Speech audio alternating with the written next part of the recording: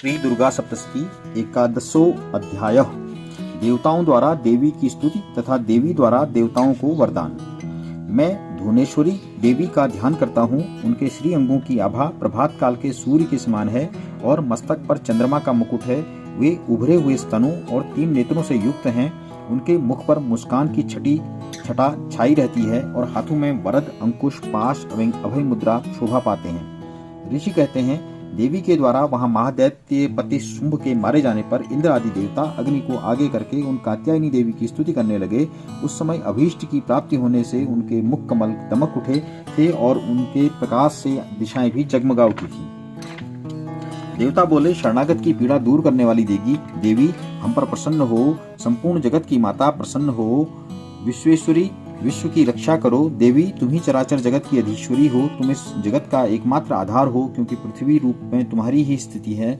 देवी, तुम्हारा पराक्रम अलंघनीय है। तुम ही जल रूप में स्थिर होकर संपूर्ण जगत को तृप्त करती हो। तुम अनंत बल संपन्न वैष्णवी शक्ति हो। इस विश्व की कारणभूता परामाया हो। देवी, तुमने इस समस्त जगत को मोहित कर रखा है। तुम ही प्रसन्न होने पर इस पृथ्वी पर मोक्ष की प्राप्ति कराती हो।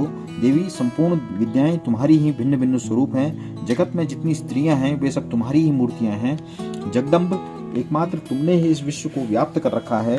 तुम्हारी स्तुति क्या हो सकती है। तुम तो स्तवन करने योग्य पदार्थों से परे एवं परावाणी हो। जब तुम सर्वस्वरूपा देवी स्वर्ग तथा मोक्ष प्रदान करने वाली हो, तब इसी रूप में तुम्हारी स्तुति हो गई। तुम्हारी स्तुति के लिए इससे अच्छी उक्तियां और क्या हो सकती हैं। बुद्धि रूप से सब लोगों के हृदय में विराजमान रहने वाली तथा स्वर्ग एवं मोक्ष प्रदान करने वाली नारायणी देवी, तुम्हें नमस्कार है। कला, काष्ठा आदि के रूप में क्रमशः परिणाम अवस्था परिवर्तन की ओर ले जाने वाली तथा विश्व का उपसंहार करने में समर्थ नारायणी, तुम्हें नमस्कार है। नारायणी, तुम्हें सब प्रकार का मंगल प्रदान करने वाली मंगलमयी हो। कल्याणदायिनी शिवा हो। सब पुरुषों को सिद्ध करने वाली शरणागत वत्सला 3 नेत्रों वाली एवं गौरी हो, तुम्हें नमस्कार है। तुम सृष्टि पालन और संहार की शक्तिभूता सनातनी देवी, गुणों का आधार और सर्वगुणमयी हो। नारायणी, तुम्हें नमस्कार है। शरण में आए हुए दीनों एवं पीड़ितों की रक्षा में संलग्न रहने वाली तथा सबकी पीड़ा दूर करने वाली नारायणी देवी, तुम्हें नमस्कार है। नारायणी, तुम ब्रह्माणी का रूप धारण करके हंसों से जुते हुए विमान पर बैठती तथा कुश मिश्रित जल छिड़कती रहती हो, तुम्हें नमस्कार है। माहेश्वरी रूप में त्रिशूल, चंद्रमा एवं सर्प को धारण करने वाली तथा महान वृषभ की पीठ पर बैठने वाली नारायणी देवी, तुम्हें नमस्कार है। मोरों और मुर्गों से घिरी रहने वाली तथा महाशक्ति धारण करने वाली कौमारी रूप धारिणी निष्पापे नारायणी, तुम्हें नमस्कार है। शंख, चक्र, गदा और शांग धनुष तम आयुधों को धारण करने वाली वैष्णवी शक्ति रूपा नारायणी, तुम्हें नमस्कार है। तुम्हें नमस्कार है। हाथ में भयानक महाचक्र लिए और दाढ़ों पर धरती को उठाए वाराही रूप धारिणी कल्याणमयी नारायणी, तुम्हें नमस्कार है। भयंकर नृसिंह के रूप से दैत्यों के वध के लिए उद्योग करने वाली तथा त्रिभुवन की रक्षा में संलग्न रहने वाली नारायणी, तुम्हें नमस्कार है। मस्तक पर किरीट और हाथ में महावज्र धारण करने वाली, सहस्त्र नेत्रों के कारण उद्दीप्त दिखाई देने वाली तथा वृत्तासुर के प्राणों को अपहरण करने वाली इंद्र शक्ति स्वरूपा नारायणी देवी, तुम्हें नमस्कार है। शिवदूती रूप से दैत्यों की महती सेना का संहार करने वाली, भयंकर रूप धारण तथा विकट गर्जना करने वाली नारायणी, तुम्हें नमस्कार है। दाढ़ों के कारण विकराल मुख वाली, मुंडमाला से विभूषित मुंड मर्दिनी चामुंडा रूपा नारायणी, तुम्हें नमस्कार है। लक्ष्मी, लज्जा, महाविद्या, श्रद्धा, पुष्टि, स्वधा, ध्रुवा, महारात्रि तथा महाविद्या रूप नारायणी, तुम्हें नमस्कार है। मेधा, सरस्वती, वरा, श्रेष्ठा, भूति यानी ऐश्वर्य रूपा, बाभ्रवी यानी भूरे रंग की अथवा पार्वती, तामसी, महाकाली, नियता, संयम परायणा तथा ईशा यानी सबकी अधीश्वरी रूपिणी नारायणी, तुम्हें नमस्कार है। सर्वस्व रूपा, सर्वेश्वरी तथा सब प्रकार की शक्तियों से संपन्न दिव्य रूपा दुर्गे देवी, सब भयों से हमारी रक्षा करो, तुम्हें नमस्कार है। कात्यायनी, सब 3 लोगों से विभूषित तुम्हारा सौम्य मुख सब प्रकार के भयों से हमारी रक्षा करे, तुम्हें नमस्कार है। भद्रकाली, ज्वालाओं के कारण विकराल प्रतीत होने वाला अत्यंत भयंकर और समस्त असुरों का संहार करने वाला तुम्हारा त्रिशूल हम भय से हमें बचाए, तुम्हें नमस्कार है।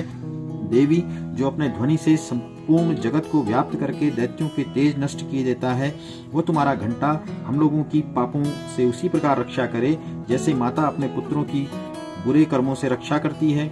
चंडिके, तुम्हारे हाथों में सुशोभित खड्ग जो असुरों के रक्त और चर्बी से चर्चित है, हमारा मंगल करे, हम तुम्हें नमस्कार करते हैं। देवी, तुम प्रसन्न होने पर सब रोगों को नष्ट कर देती हो और कुपित होने पर मनोवांछित सभी कामनाओं का नाश कर देती हो।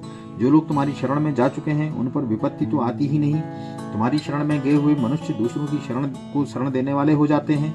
देवी अंबिके, तुमने अपने स्वरूप को अनेक भागों में विभक्त करके नाना प्रकार के रूपों से जो इस समय इन धर्मद्रोही महादैत्यों का संहार किया है, वह सब दूसरी कौन कर सकती हैं? विद्याओं में ज्ञान को प्रकाशित करने वाले शास्त्रों में तथा आदिवा क्यों वेदों में तुम्हारे सिवा और किसका वर्णन है? तथा तुमको छोड़कर दूसरी कौन ऐसी शक्ति है जो इस विश्व को अज्ञानमय घोर अंधकार से परिपूर्ण ममता रूपी गड्ढे में निरंतर भटका रही है, जहाँ राक्षस भयंकर विष वाले सर्प, जहाँ शत्रु, जहाँ लुटेरों की सेना और जहाँ दावानल हो, वहाँ तथा समुद्र के बीच में भी साथ रहकर तुम विश्व की रक्षा करती हो।